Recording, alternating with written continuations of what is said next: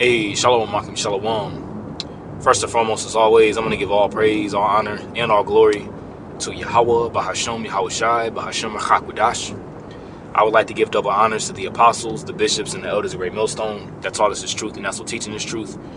And much peace, love, and salutation to the elect, beginning with 144,000 all the way down to the large multitude that believes and who the Lord will deliver in these last days. To you all I say shalom. I'm the brother Tazamah from the Great Millstone Dallas camp, coming back today with another lesson. And I pray this lesson will be edifying to the elect. And today's lesson is going to be entitled something along the lines of, would Yahawashi and his disciples have a 501c3 today? All right, would Yahawashi and his disciples have a 501c3 today? And the answer is no. All right. You know, the Spirit's been heavy on these various different camps, you know, in particular the IUIC. And there's other organizations, you know, that have 501c3s as well, which is a tax exempt statute that you can receive, whereas you can receive particular grants and things of that nature, and it can be and it's non-taxable. All right, and you know, when it comes down to a 501c3, you know, with these grants, you know, you do outreach things like going out to the community, Baal Barith, like you see the elder did a video here, 501c3 nonprofit in the Baal Barith covenant. Let's take a look. All right. And, you know, when you go into Baal Barith, it's the God of the community. That's why you always hear, you know, the IUIC, you hear the ISUPK talk about it as well, too, as of lately. You know, they said that Great Millstone leaves a stain on the black community, right? The Great Millstone is not a part of the community, as Bishop Yahawashi says. You know, we are about the community. When Yahweh Bashem Al-Shai is not a part, he's not for the so-called black community. He's not for the so-called Latino Native American community. He's for the elect. That's why the scripture says that we endure all things for the elect's sake. The election had to obtain it and the rest were blinded. All right, Yahweh Bashem Al-Shai don't give a fuck about the black community. Excuse my French, but that's just the way it is, man. Okay, he don't give a fuck about the Mexican community. He don't give a fuck about the Native American or Indian community. All right, because they're not worried about Yahweh Bashem Al-Shai. The Israelite community, if you will, all right, are gonna be judged very, very harshly.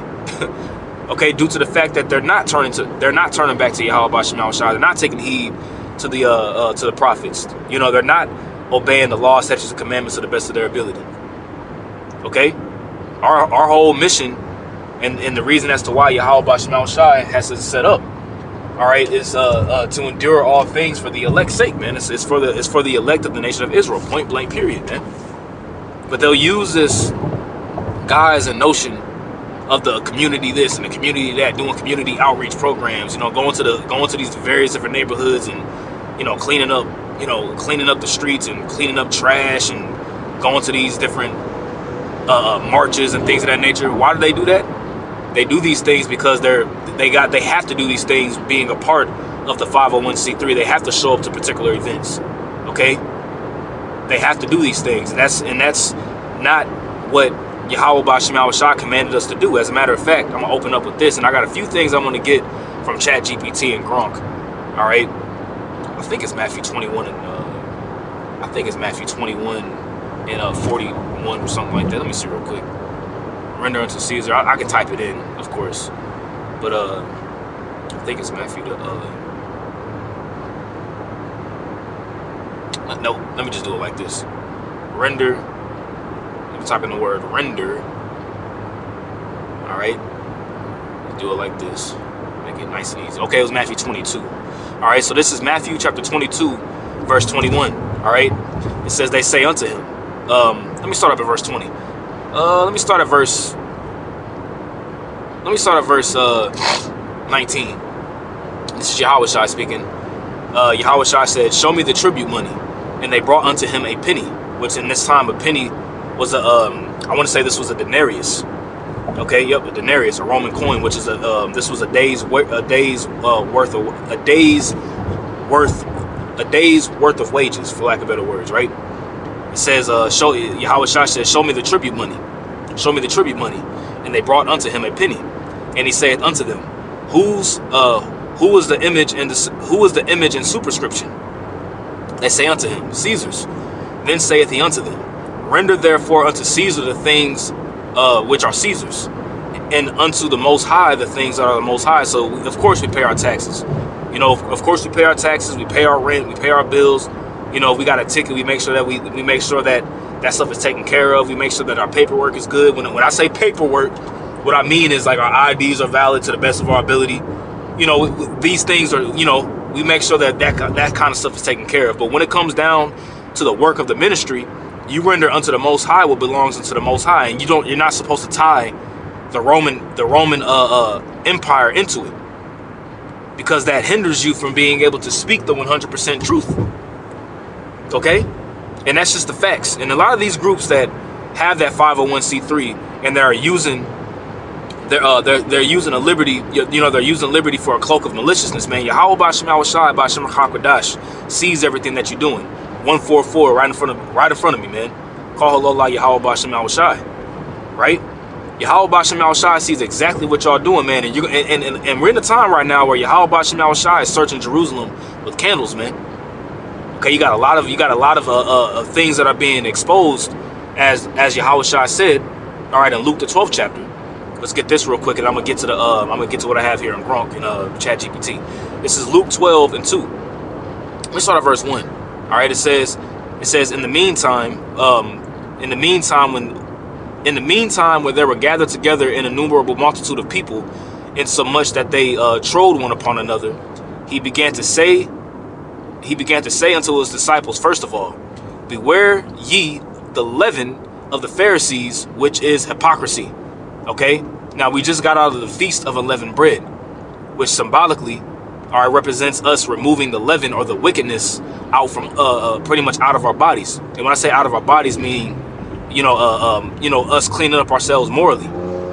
You see, so he said, but beware ye the leaven of the Pharisees, which is hypocrisy, because they can come off with these they can come off looking as if they're the most righteous. You know, they have the nice garments, you know, they have the cadences, they have the cleanup crew, and the community outreach program and the jail program. You know, we reach out to our brothers and sisters that are locked up. You know, we're for the black man and the black woman, you know, this, that, and third. But really behind closed doors, man, they really ravening wolves, man, and doing all kinds of iniquity, man. I'm talking about all kinds of wickedness, man.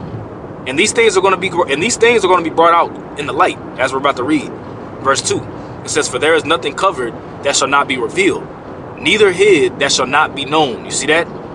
So anything that's being hid that you think you're hiding from Yahweh Ba'Shem Shai, all right, Yahweh Ba'Shem Shai is going to search it out. And it's coming out of the mouthpiece of the prophets first and foremost. Okay, that's how Yahweh Ba'Shem Shai is revealing these things, because he allows us to see it and we call it out. You see? And a lot of times, you know, just as it comes with the wicked, you know, a lot of times it's your tongue that falls upon its own self, as it says in Psalm 64. You see, you got your own people of your own congregation bringing things out about bringing things out about y'all, you know, in the organization that you represent. You know, and it'd be far left field shit, man. You know. So what I did was I went to GROK here. You know, I know we call it GROK, but GROK, whatever the hell you want to call it. But I typed in, I said, with Jesus, which I said that, we know his name is Yahawashi, right?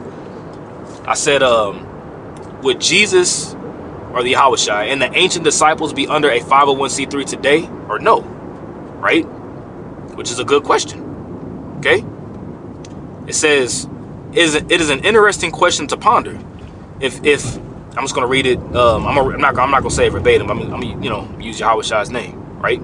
It says, if Yahawashi and his disciples were around today, whether they'd operate under a 501c3, the U.S. tax code designated for nonprofit, tax-exempt organizations like churches, depends on how you imagine their mission translating to the modern world. Now, when you look at Yahawashi and the disciples and the followers of Yahawashi and the prophets of old, their mission, all right, was what? It was against the world. Okay? Remember, Jeremiah is written in Jeremiah. Let's get this real quick. Okay? Jeremiah chapter 28,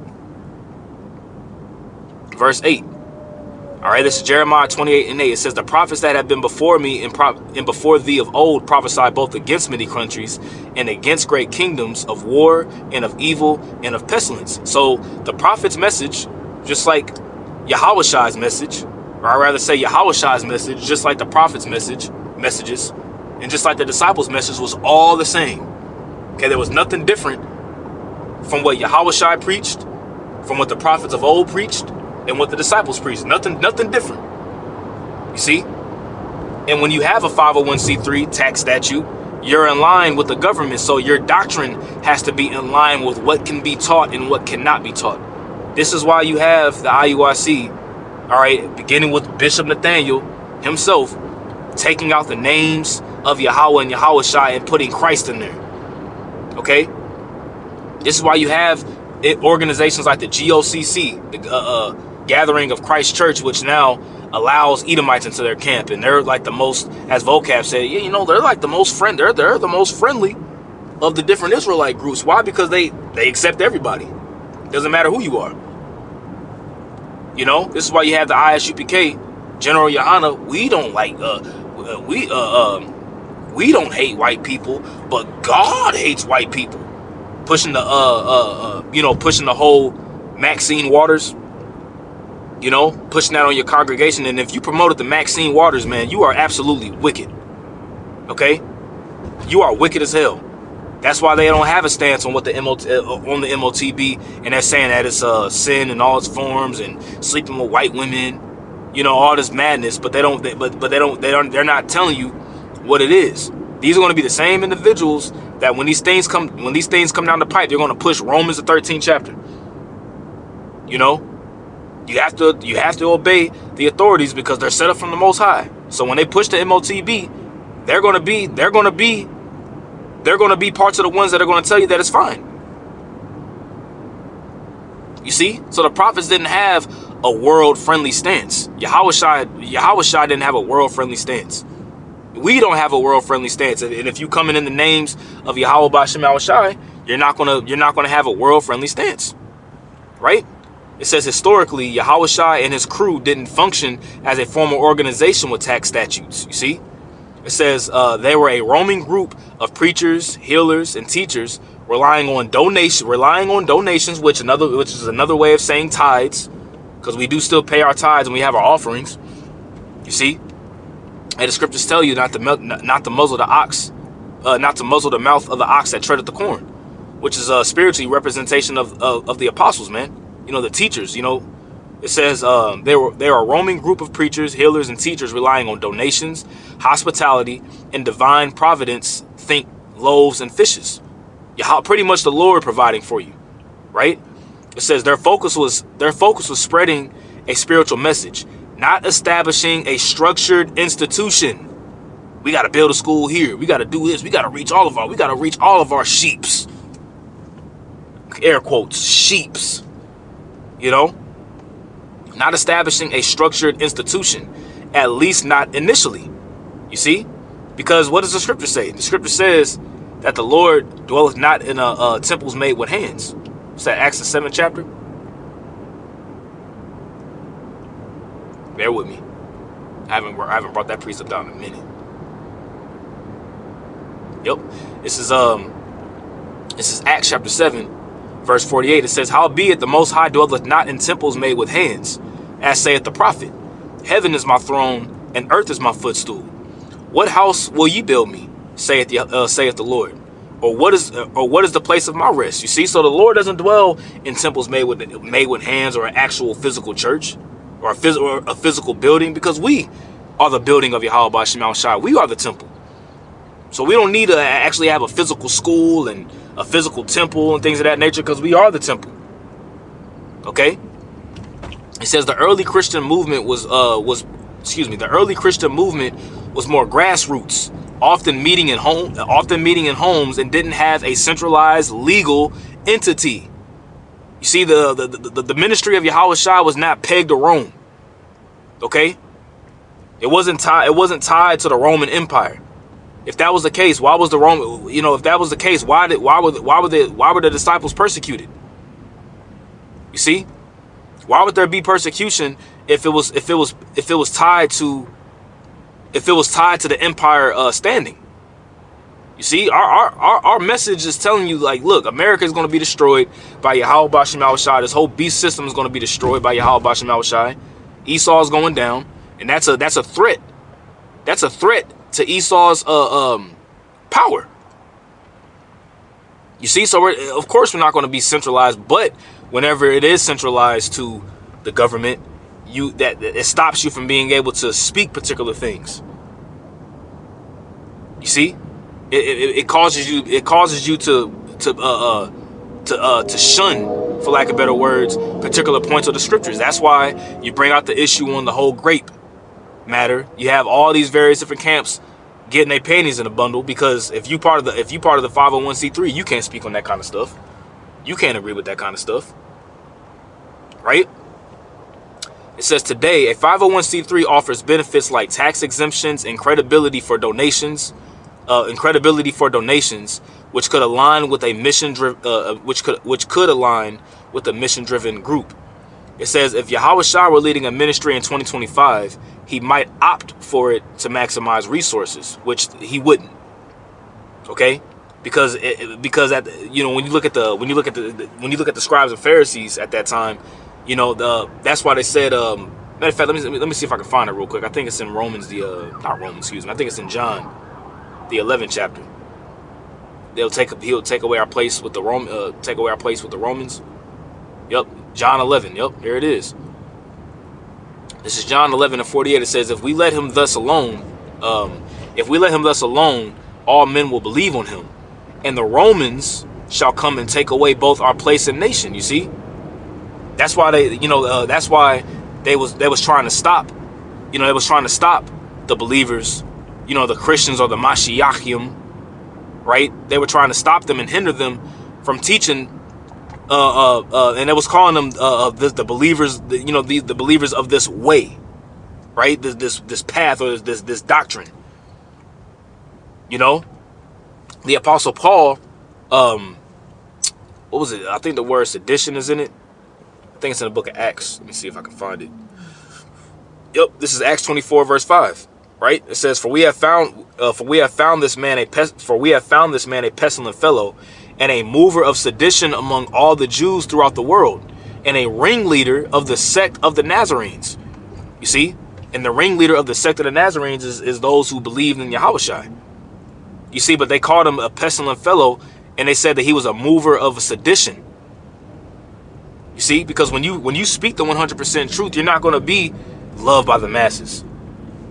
Yahawashi said it himself. He said, if you were of the world will love its own. But since I've called you out of the world will hate you. But just know that it hated me before it hated you. Which lets you know that you're not going to have a world-friendly, government-tied doctrine. So this part here is going off. Like I said, this is from the AI. You know what I'm saying? So you gotta pick the bones out. All right. Let me see. He might opt for it to maximize resources, say feeding the poor. But yeah, you won't need no government assistance to feed the poor, because Yahawashi caused fish to materialize. He caused the fish and the loaves of bread to materialize. He pretty much manipulated the elements, so he wouldn't need the government for that. All right.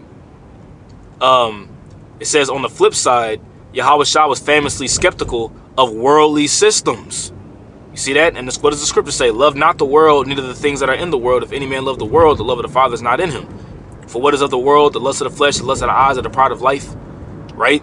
So he was opposed to worldly systems. Right? It says, render, that's a spirit. Render unto Caesar what is Caesar's, suggests a separation from secular entanglements. You see, a separation, and isn't it in the Constitution that you're supposed to have a separation from God and state? I think that's in the Constitution. Somebody can correct me if I'm wrong with the comment board. So why would you tie the Most High to the state, or tie the Most High to the government? You can't serve two masters. You either gonna love one and hate the other, and that's that. See, you can't serve the Most High and Mammon. Point blank. Period. He might reject the idea of registering with the government entity, seeing it as compromising his movement's purity or independence. You see, it compromises the integrity of the truth. You see, and that's that leaven. The scriptures say what? That a little leaven leaveneth the whole lump. You have a little leaven in your doctrine, the whole thing messed up.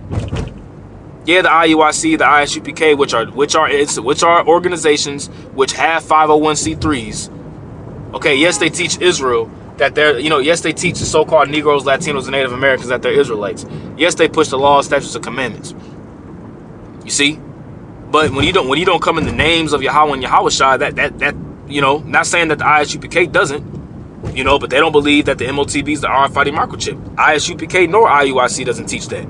IUIC doesn't really promote or push the names of Yahweh Bashem Yahawashi or the RFID microchip being the mark of the beast. And they push the commandments pretty much as a means of salvation versus Yahawashi being the agent under grace.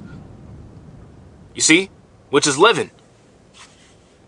Okay, so it says the disciples too operated outside formal power structures, sometimes even fleeing persecution rather than complying with authorities.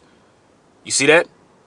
That's why they was on the run, because they didn't have a doctrine that was tied to Rome. Okay, so no, Yahawashi and the disciples would not have a 501c3. Okay, because a 501c3 for the most part is tied to Rome. It's tied to this system, this Roman way, this revival of the Roman Empire. Okay, this is let me get a few precepts here, and I'm gonna wrap it up because I done made it to my destination. This is Jeremiah. All right, hold on. All right, yeah, this is Jeremiah chapter 8, verse 10. All right. This is Jeremiah chapter 8, verse 10. It says, is it verse 10? Hold on. Yeah, this is Jeremiah chapter 8, verse 10. It says, therefore will I give their wives unto others, and their fields to them that shall inherit them. For everyone from the least even unto the greatest is given to covetousness. From the prophet even unto the priest, everyone dealeth falsely. You see?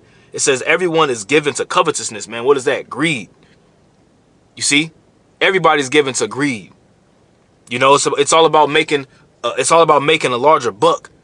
You see, and what Jake is doing now is that they're using the truth, all right, to profit off the gain and off the backs, if you will, of their own people, which is wicked as hell, man. The scriptures say, buy the truth and sell it not. You see, but all that extra stuff that y'all doing with that money. Extorting individuals like the pocket, you know what I'm saying? Extorting individuals and things of that nature. All that stuff is going to come to pass. All that stuff's going to come out, man. All of it's going to come out. You see? And it already has came out to a degree, but more things are getting ready to come out, man. Yahweh Bashem Yahawashi is just beginning when it comes to the exposure of these false teachers, man. Verse 11, it says, for they have healed the hurt of the daughter of my people. Excuse me. For they have healed the hurt of the daughter of my people slightly, saying, peace, peace, when there is no peace. You see? And that in a way of saying peace is making it about the community, making it about all Israelites, when the Most High isn't worried about all Israel right now. Yahweh Bashem Yahawashi is only focused on the elect. That's it. Okay, that's who's gonna make it up out of here. Is the elect of the nation of Israel, man. 2/3 of our people here in America, which consists mainly of the so-called Black, Latino, and Native American community, they will be burnt up, or they're gonna die by starvation, or they're gonna be put to death in the FEMA camps, man. Okay, and that's all judgment. That's all judgment from the Lord, ultimately. You see, that's all judgment from Yahweh Bashem Yahawashi anyway. All right. This is Ezekiel 13, verse I'm gonna start at verse 17. It says, likewise, It says, likewise, thou son of man, set thy face against the daughters of thy people, which prophesy out of their own heart. It says, and prophesy thou against them, and say, thus saith the Lord Yahweh, like the whole new revised version of the 12 tribes chart. You see, that's a prophecy out of King Nathaniel's heart, man, out of his own mind. You see, the MOTB is now it's an embargo or whatever the case may be, or sin and whatever. All these, that's a prophecy out of their own heart. It says and say, thus saith the Lord Yahweh, woe to the women that sew pillows to all armholes and handkerchiefs and kerchiefs, upon the head of every stature to hunt souls. All right, and this is going into the women in these churches, but it's also the women in these congregations too. The shalom, Yisrael, shalom. You got man. That's all I'm gonna say. Will ye hunt the souls of my people, and will ye save the souls alive that come unto you? It says, and will ye pollute me among my people for handfuls of barley and for pieces of bread?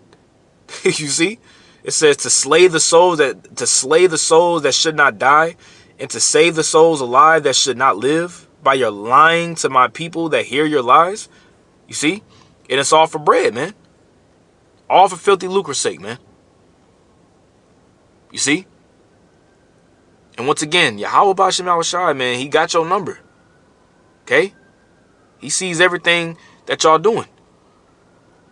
This will be the last one. Jeremiah 22, verse 17. It says, But thine eyes and thine heart are not but for thy covetousness, and for to shed innocent blood, and for oppression, and for violence to do it. You see, and that's all that Jake is really worried about, man. Merchandise, matter of fact, yeah, make sure you go to Gorilla TV, go to the Gorilla Podcast, subscribe to this, subscribe to that, get this clothing line, get this shirt, get these clothes. It's about money, man. And the scriptures talk about not making, the Lord's house a house of merchandise, man. Buy ye the truth and sell it not. But that's what it's all about now, man. You come to this Passover, you better saved up at least $1,500 or 2 racks. They look forward to them Passovers and the Feast of Tabernacles and things of that nature because they know that's when they're going to make the most money. And that money's untaxed, and Esau is monitoring every single penny that is being spent.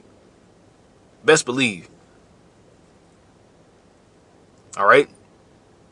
So, I just wanted to do a quick land back on the video that was done here by the Elder Yashawam. But I know Elder Ariala did a beautiful lesson on it as well. Once again, I pray this was edifying to the elect of the nation of Israel. I want to give all praise, honor, and glory to Yahweh, B'Hashem Yahawashi, B'Hashem Chakwadash. I would like to give double honors to the apostles, the bishops, and the elders, a great millstone that taught us this truth and that's what teaching this truth.